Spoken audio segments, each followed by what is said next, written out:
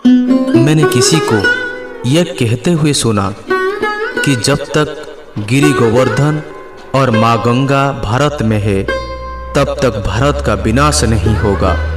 ठीक उसी तरह शाश्वत महानदी और असंख्य पहाड़ों से भरी उड़ीसा की समृद्ध संस्कृति नष्ट नहीं होगी।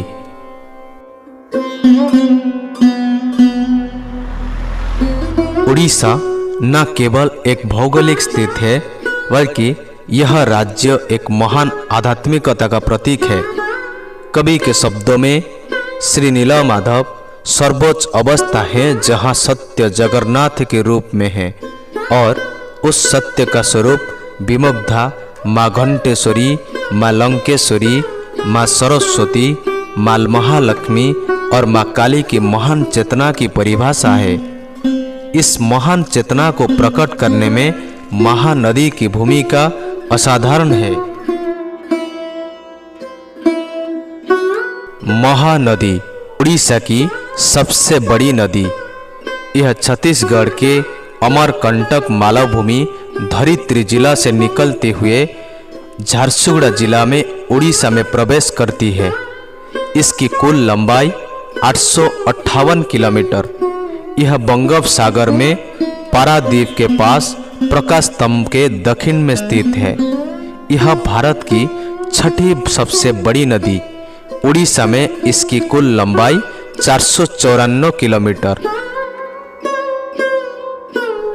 महानदी के बारे में बात करते करते हम कटक जिले के आठगढ़ शहर के पास कंदरपुर गांव पहुंच गए हैं। राज्य की राजधानी भुवनेश्वर से सिर्फ 45 किलोमीटर दूर स्थित यह गांव महानदी के किनारे एक खूबसूरत पहाड़ से घिरा हुआ है जिस पर मां चंपा देवी विराजमान।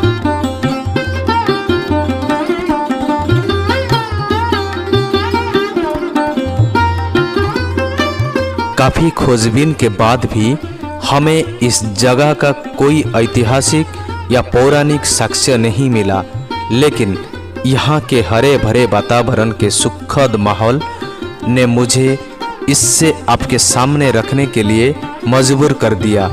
मुझे लगता है आपको वीडियो जरूर पसंद आएगा। आगे देखिए। इस स्थान पर कई लोग पिकनिक मनाने के लिए आते हैं। आप अगर आ रहे हैं तो ठंडी का मौसम में आइए, जरूर मजा आएगा। कुछ ऐसा स्थान पिकनिक मनाने के लिए बनाया गया है। हम जून में गए थे, इसीलिए तेज गर्मी हमें परेशान कर रही थी। तो आइए जानते हैं महानदी के उत्पत्ति के बारे में पौराणिक लोक कथाएं। सवरी नारायण महात्म्य में महानदी के उत्पत्ति के बारे में लिखा गया है। कहानी यह है कि लोमपद नाम का एक राजा थे जिनकी शांता नाम की एक बेटी थी। राजा ने उस कन्या का विवाह ऋषि श्रृंग से कर दिया। शादी के बाद दंपति सहावा नामक स्थान पर रहने लगे।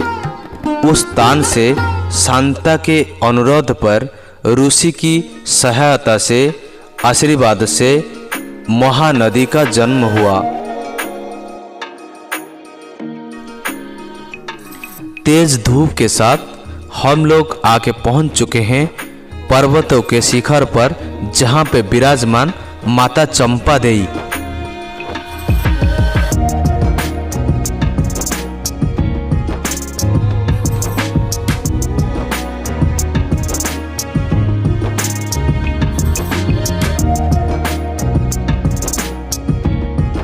मंदिर से महानदी कुछ ऐसे ही दृश्यमान होती है। अभी दोपहर का समय और मंदिर बंद है, तो माता जी का दर्शन नहीं मिलेगा। क्यों आज ऐसा लग रहा है कि सब कुछ छोड़कर मैं चला जाऊं उस गांव में जहां रहते हैं मानव रूप में ईश्वर मेरे माता और पिता। साथ ही मैं इस सभी बंधनों से मुक्त हो जाऊं और इस जीवन को समर्पित करने के लिए उनके चरण में चला जाऊं। सबके साथ रहने के लिए एक अनमोल जन्म हमें प्राप्त हुआ है। माता और पिता आज वृद्धावस्था में पहुंच गए हैं। क्यों ऐसा मन में आ रहा है कि कल कुछ हो गया तो कहां से लाऊंगा मैं और कौन देगा मेरे को ये सवाल का जवाब। हम सब एक झूठ का दौड़ में शामिल हो चुके हैं। इससे आधे रास्ते में छोड़ना इतना आसान नहीं है, लेकिन एक बार सोचना चाहिए कि हम जो पाना चाहते हैं उससे बहुत दूर चले गए और सपने के साथ चलने लगे। थंबनेल में मैंने जो टैग लाइन दी है उसके बारे में ज़रूर सोचना चाहिए और हमको एक बार लौट जाना चाहिए वही गांव में जहां रहते हैं हमारा माता और पिता, और आज भी वो हमें अपने दिल में ढूंढते हैं। हमारे कटे हुए बचपन की यादों के साथ जीना सीख गए हैं, क्योंकि हम उनके साथ नहीं है ना। एक पल के लिए ज़रूर सोचिए कि अगर हम अपने बच्चों को नहीं छोड़ पाते हैं तो उनका क्या हाल हो रहा होगा। वो भी हमको ही ढूंढ रहे होंगे। फैसला आपका है। इसके साथ हम चलते हैं, यहाँ से लौट के जाएंगे, क्योंकि जंगल का अंदर जाना सही नहीं है। आपको महानदी का दृश्य पर्वत शिखर से हम आपको दिखा रहे हैं, ज़रा उपभोग कीजिए। और वीडियो अगर अच्छा लगा होगा ना तो सब्सक्राइब जरूर कीजिए, भूलिएगा मत।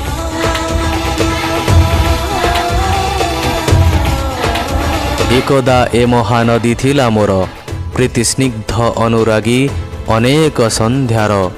आषाढ़र आकाशरे मेघ थिला वर्षा थिला, आउ जणे मेघदूत काव्यर नायक गाई थिला गीत प्रकाशर। कटकरू केते दूर केउ प्रियतमा घर, विश्वासरे निश्वासरे थिला खाली आकर्षण आउ आकर्षण। धन्यवाद। वीडियोटी देखिथिबारु बहुत बहुत धन्यवाद। ला ला ला ला ला ला ला ला ला ला ला।